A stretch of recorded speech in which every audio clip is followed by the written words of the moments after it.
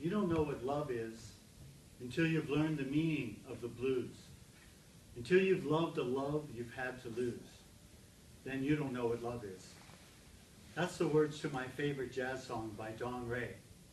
But there's one person I think did know the meaning of love, and that was Alice.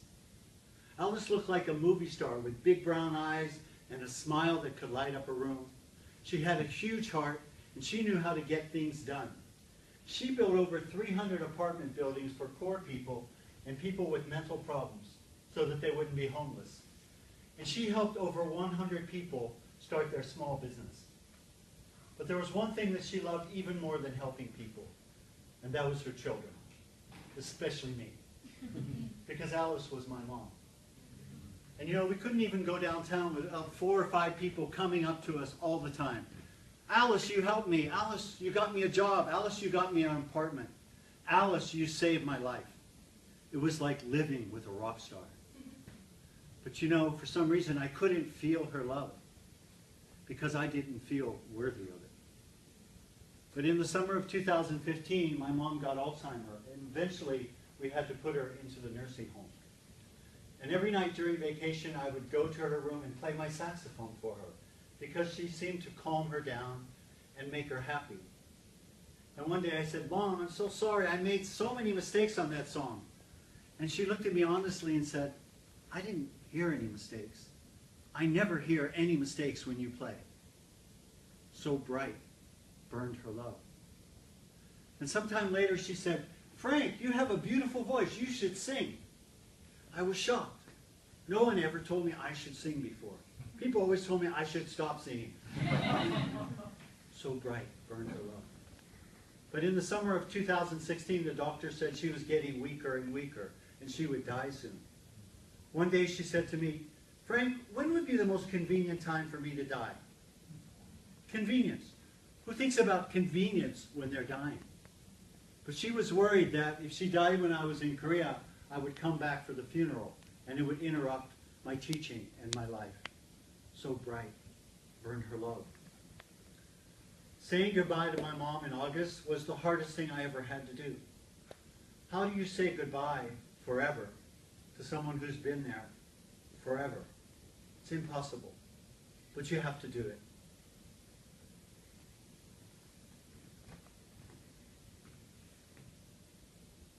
Goodbye, Mom.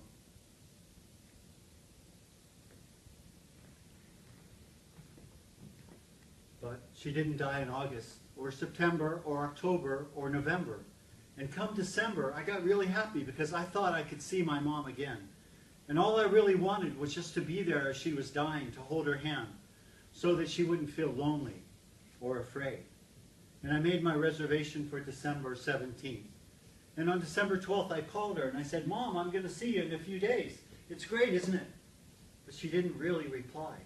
She just said, Frank, you are the love of my life.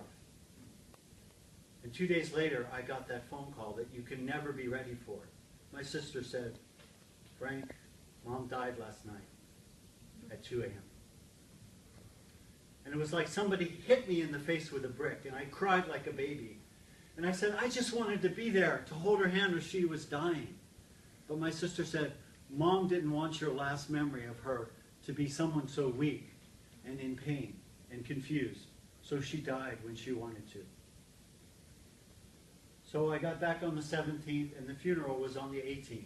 Very convenient, just like she wanted. So bright burned her love.